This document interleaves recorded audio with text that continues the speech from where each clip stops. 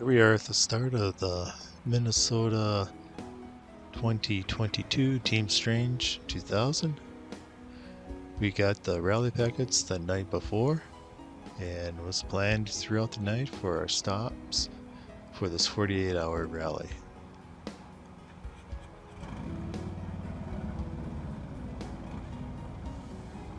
This is in the parking lot before we actually start the race. I am riding the 1975 CB550F Supersport.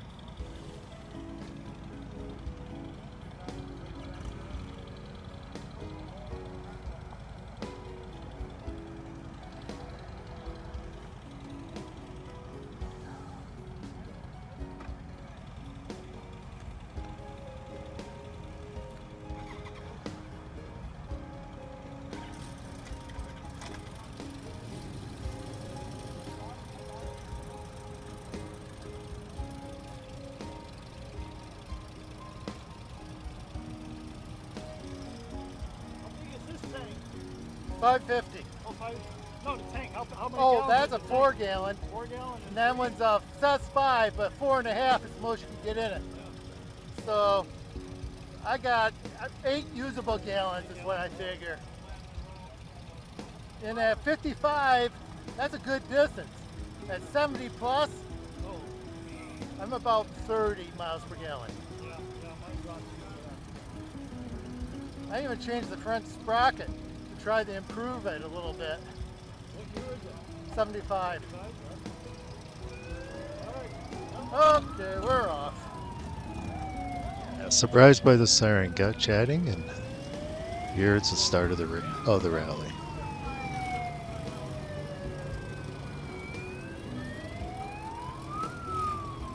After the packets were handed out and plotted everything in, I decided to try to do the Buddy Holly bonus as the center of my rally points. So that meant the first stop was the Buddy Holly Memorial in Mason City, Iowa, to collect 1,144 points. The second stop was supposed to be the Buddy Holly Center in Lubbock, Texas, for another 3,777 points, with a total of, with those two enabling for the combo bonus of 10,000 points. And with just those stops, we're going to be a riding distance of 2,231 miles, a total ride time of 32 hours when I looked at Google, and I work into that rest bonus 1, which should have been another 10,000 points, and rest bonus 2 for another 10,000 points, and then returning my coffee mug at the finish without it being broken would be worth another 5,000 points. And those rough figures meant I still had 8 hours for gas, food, and surprises. And I had a little more surprises than I allotted for.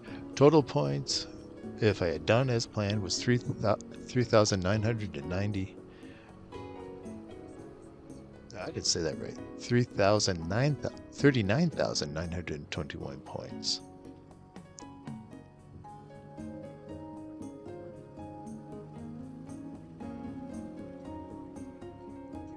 Well, as you're riding along and you realize that, oh, I'm real close to this place, I ended up right after the Buddy Holly Memorial, I decided, I'll swing over to the Iron Bus Sign. That's not that far away. Well, that was probably about 20 minutes of extra time because it wasn't that far away. But then it was also stated, oh, there's this other one that's only about 45 minutes away. Well, by the time I got done with those 2 extra stops that I didn't plan on initially, I had already eaten up 2 hours of that 8 hours of extra time that I had built into the system. I did get down to Texas in the dark, and I was able to do my initial 4-hour rest period for those 10,000 points. and to collect the bonus location for the museum and those points. Then it was the time to turn around and head north. And as I was heading north, I realized I wasn't keeping up to the speeds that I needed to get back in time if I was going to actually take that rest bonus. So I'm recalculating things and going, okay, I can skip the rest bonus. And pretty well that's how it started going. And I was gonna, it was close, but I figured I was gonna make it to the finish and get a placement in the rally. Not as good as I'd hoped, but at least that would have been a finisher. Well,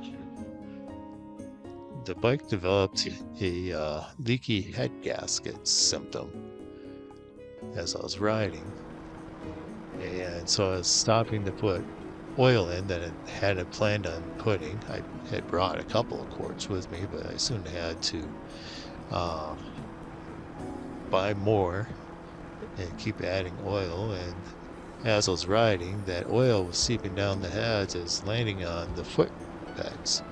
So it got to the point where I couldn't stand on the foot pegs in order to relieve the strain on my backside, because my foot would just slide right off. Heading north out of Lubbock, which is basically on the video now, I ran into the daytime temperatures of 100+ degrees. For the most part, I followed the suggestions with the IBR site when you're dealing with those extreme temperatures, and closed up the riding suit and kept hydrated as best I could to make it through.